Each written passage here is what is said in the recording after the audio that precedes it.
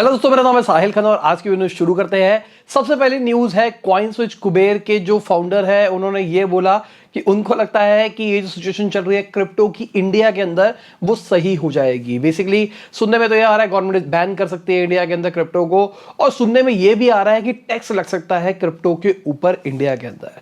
अगर हम वजीर एक्स के फाउंडर की बात करके चलते हैं, मैं उनका कहीं पर इंटरव्यू पढ़ रहा था, उसके अंदर उन्होंने बताया कि अभी के टाइम पे मार्केट डाउन है और बहुत सारे जो नए इन्वेस्टर्स हैं वो बौखला गए हैं क्योंकि उनको पता नहीं है हिस्टोरिकली क्रिप्टो इसी तरीके से बिहेव करता है।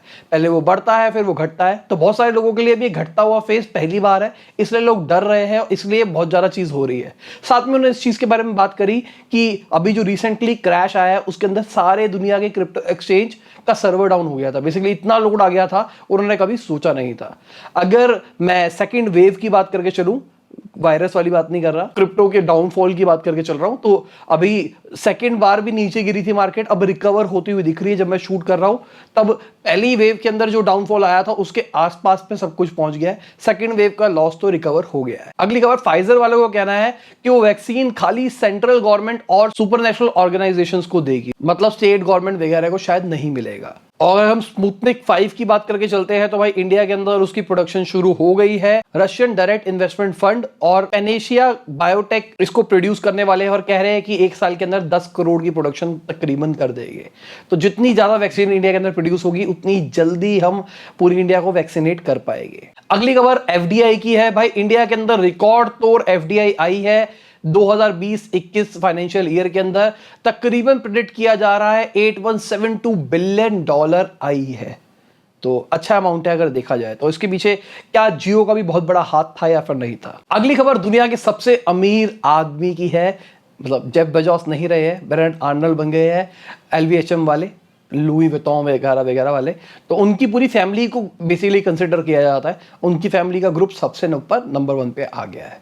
तो इस साल देखा, पिछले सालों के अंदर देखा है सबसे ज्यादा बढ़िया ग्रोथ आई है। तो मतलब लग्जरियस प्रोडक्ट ज्यादा बिके है अगर इस पॉइंट ऑफ व्यू से देखा जाए, क्योंकि अमीर और अमीर हुआ है, गरीब और गरीब हुआ है। अगली खबर जेएसडब्ल्यू स्टील की है। तो खबरें ये निकल के आ रही थी वो लिबर्टी स्टील के लिए बिड कर रहे हैं, उन्होंने कहा भाई ऐसा कुछ नहीं हो रहा है। अगली खबर, वो जो क्रेन आर्बिट्रेशन अवार्ड चल रहा है $1.2 बिलियन का, जो कि इंडिया को देने हैं, इंडिया ने उसको चैलेंज कर रखा है।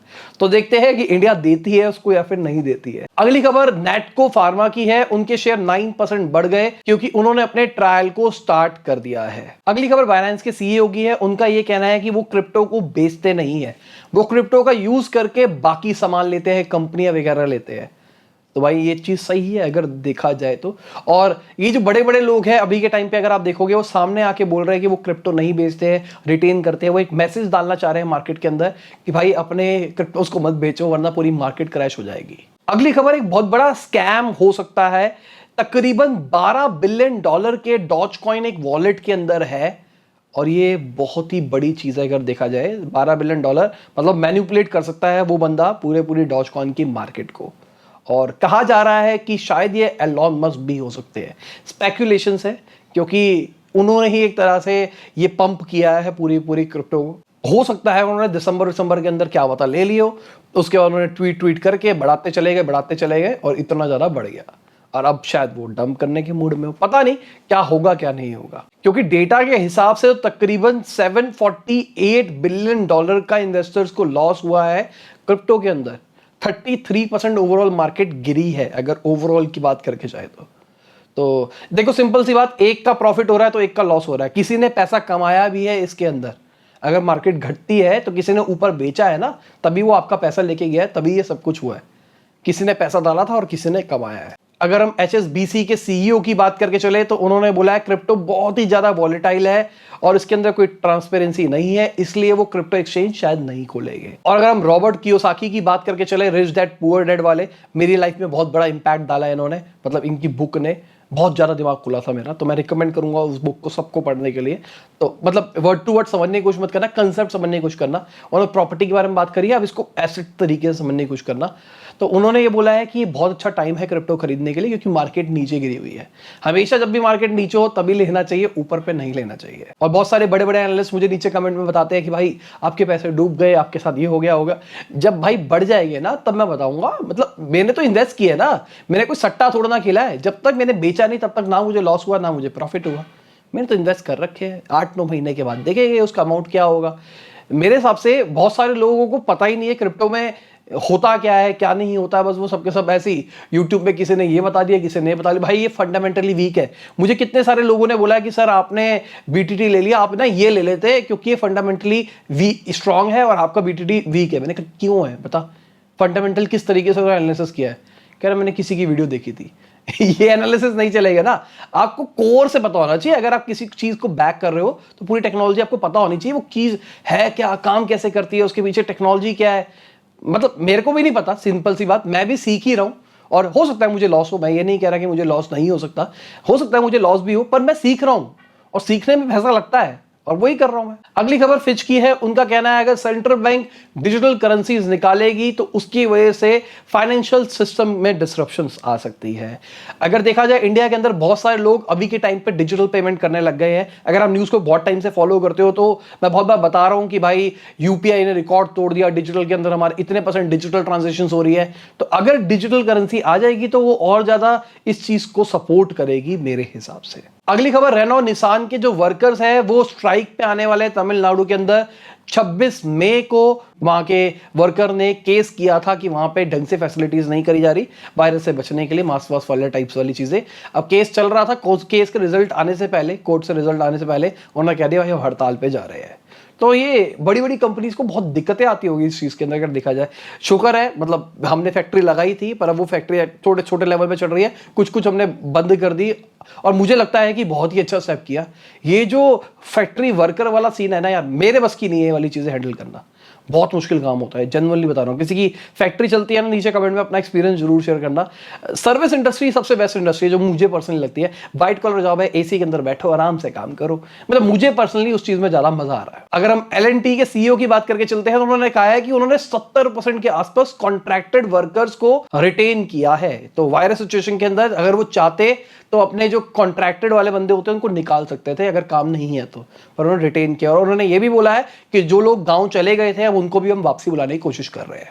अगली खबर, जो ज़ारा की पेरेंट कंपनी है इंडीटेक्स, वो अपने सारे के सारे स्टोर्स बंद कर रही है वेनेजुएला से। जो वहां पे कंपनी थी जो सारे के सारे स्टोर्स को हैंडल करती थी, उनसे उनका कॉन्ट्रैक्ट खत्म हो गया है, शायद इस चक्कर में मूव आउट कर रहे हैं। अगली खबर पंजाब सिंध बैंक की है। उन्होंने प्रॉफिट रजिस्टर किया है 8 क्वार्टर लॉस दिखाने के बाद में। अगली खबर, जो पेटीएम के सीईओ, उन्होंने एक वीडियो शेयर करी जहां पे गूगल के एक्स सीईओ बता रहे हैं किस तरीके से क्रोम इन्वेंट हुआ था। तो कुछ छोटी सी वीडियो 1 मिनट की है, उन्होंने ट्विटर पे शेयर करी है, तो मैं रिकमेंड करूंगा आप जाके इसको देखो। थोड़ी सी ह्यूमरस स्टोरी है, मजा आएगा शायद आपको, क्योंकि मैं यहां नहीं दिखा सकता फिर कॉपीराइट का इशू ना आ जाए। बेसिकली उन्होंने बताया कि माइक्रोसॉफ्ट से टक्कर लेने वाली बात थी। माइक्रोसॉफ्ट अपना खुद का ब्राउजर भी चला रहा था, साथ में ऑपरेटिंग सिस्टम भी चला रहा था, और ये डिसाइड हुआ कि हम माइक्रोसॉफ्ट से पंगा नहीं ले सकते, वो बहुत बड़ी कंपनी है और हमको हरा देगी। और फिर बनते बनते ये बन गया, और जो सीईओ थे उनको पता भी नहीं था, और साइड प्रोजेक्ट के फॉर्म में चल रहा था। सफारी को इम्प्रूव करना था, पर सफारी को इम्प्रूव करते करते साइड प्रोजेक्ट में क्रोम बन गया। मतलब देखना, थोड़ा ह्यूमरस है, अच्छा लगेगा। अगली खबर रेस्टोरेंट की रिकवरी के ऊपर है। ऐसा कहा जा रहा है 70% बिजनेस लॉस हुआ है रेस्टोरेंट को, बहुत मोटा नुकसान हुआ है रेस्टोरेंट्स को। पिछले साल टूट गए थे, जो बचे थे वो इस साल टूट जाएंगे बहुत सारे। अगली खबर जैक मा की है। जैक मा स्टेप डाउन कर रहे हैं प्रेसिडेंट की पोजीशन से अपने बिजनेस स्कूल के अंदर। तो ये जो स्कूल है ये थोड़ा स्पेशल स्कूल है जहां पे एंटरप्रेन्योर्स को ट्रेन किया जाता है। इंडिया के अंदर भी कोई ऐसा स्कूल बना है या फिर नहीं बना, नीचे कमेंट बताना, जहां पे एंटरप्रेन्योरशिप के रिगार्डिंग कुछ पढ़ाई होती है, सिर्फ एंटरप्रेन्योर्स आते हो, कंपनी उसके सीईओ आ रहे हैं, वो डिस्कस कर रहे हैं, जैसे वाईसी वाला सीन है ना, वैसा कुछ है इंडिया के अंदर। अगर हमारी फाउंडर्स अनफिल्टर्ड को छोड़ दिया जाए, उसको छोड़ के, और मैं कुछ प्लान कर रहा हूँ, जिन लोगों ने ज्वाइन कर रखा है जो सेकंड लेवल के ऊपर है, उनके लिए कुछ सरप्राइज आ सकता है 1-2 दिन के अंदर। तो बेल आइकन दबा के रखना और आपको कुछ देखने को मिल सकता है लाइव में कुछ वीडियो आने वाली है। हिंट दे दिए मैंने, समझने वाले समझ जाएंगे। तो 1-2 दिन के अंदर ट्राई करते हैं, अगर वो चीज़ सक्सेसफुल रही तो फिर मैं प्रॉपर अनाउंसमेंट करके फिर बताऊंगा कि क्या कर रहे हैं। तो अभी हम ट्राई करेंगे, देखते हैं वो चीज सक्सेसफुली हो पाती है या फिर नहीं हो पाती। अगली खबर, एक यूएस की फर्म है, उन्होंने एड रन करी है फुल पेज की, और उसमें बोला है इंडिया को पेंडेमिक फ्री कर दिया जाएगा। उनके पास प्लान है उस चीज का।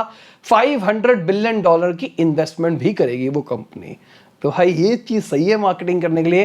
किसी भी देश के पीएम को अप्रोच करना हो, फुल पेज न्यूज़पेपर ऐड दो और उसके बाद उस देश की मीडिया ही मार्केट कर देगी आपके पूरे पूरे मैसेज को। अगली खबर रामदेव की है। बेसिकली कुछ टाइम पहले रामदेव जी ने बोला था ये मेडिसिन के बारे में। उन्होंने बोला था अभी जितने भी प्रोसेसेस है जो भी वायरस से लड़ने के लिए बन रहे थे सबके सब बाद में फेल हो जाते। पहले रेमडेसिविर के बारे में बात हो रही थी, प्लाज्मा थेरेपी के बारे में बात हो रही थी, वो सारी की सारी ऐसा लग रहा है कि फायदे नहीं दे रही है, नुकसान ज्यादा दे रही है। अब वैक्सीन भी चल रही है, क्या पता वैक्सीन के भी बाद में कोई नुकसान आ सके, मतलब ऐसा उनकी जो बात थी उससे ऐसा फील आ रहा था। तो इस चक्कर में जो मेडिकल एसोसिएशन है उन्होंने कहा कि भाई इन पे केस करो।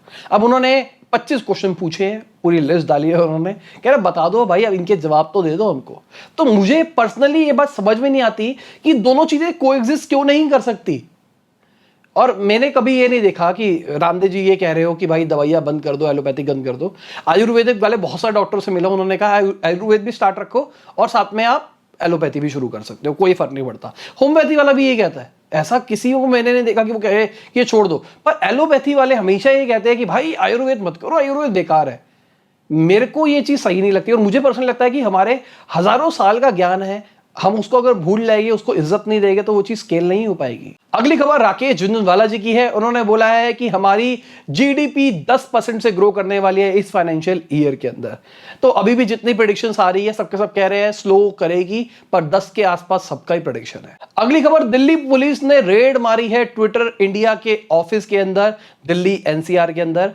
बेसिकली ट्विटर के ऊपर ये मोदी जी के अगेंस्ट कोई मैसेज चल रहे थे, उसके ऊपर उन्होंने मार दिया है और ऐसा कुछ चल रहा है।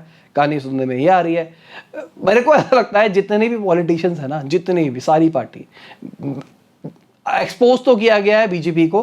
बीजेपी तो करती है, मतलब मैं ये नहीं कह रहा उनका आईटी सेल नहीं है, बीजेपी का आईटी सेल है, हर एक कंपनी का आईटी सेल है यार। ये कंपनियां है, ये पार्टीज नहीं है, ये कंपनियां है। इन्होंने पूरी पूरी पीआर एजेंसियां हायर कर रखी है जो कि मार्केट करती है। और ये एक कुछ देखना ना, कभी किसी दिन बैठ के, कांग्रेस बेचारे अच्छे काम नहीं कर पा रहे मेरे हिसाब से, कोशिश करते हैं पर वो ढंग से कर नहीं पाते हैं मार्केटिंग। मेरे को पर्सनली ऐसा लगता है उनको कभी ढंग का मार्केटर नहीं मिला, या फिर उनकी किस्मत खराब है, मार्केटर ढंग का मिलने के बाद भी स्ट्रैटेजी ढंग से एग्जीक्यूट नहीं हो पाती। अगर मैं आम आदमी पार्टी की बात करके चलूं, क्या मार्केटिंग करते हैं बंदे।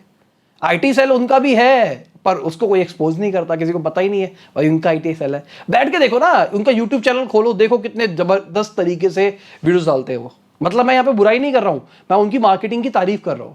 सेम विद मोदी जी, पहले भी वो भी अंधी मार्केटिंग करते थे। अभी ये सिचुएशन चल रही है तो उनको समझ में नहीं आ रहा मार्केटिंग कैसे करनी है, और इसको कैपिटलाइज कर रहे हैं Kejriwal ji. This is marketing. यही सेम चीज मोदी जी ने करी थी जब केजरीवाल जो कांग्रेस को हराया था, उनका सुपड़ा साफ हुआ था। उस टाइम पे उनके ये भ्रष्टाचार वगैरह चल रहे थे, उस टाइम पे उन्होंने इस चीज को हाईलाइट करके उनका किया था।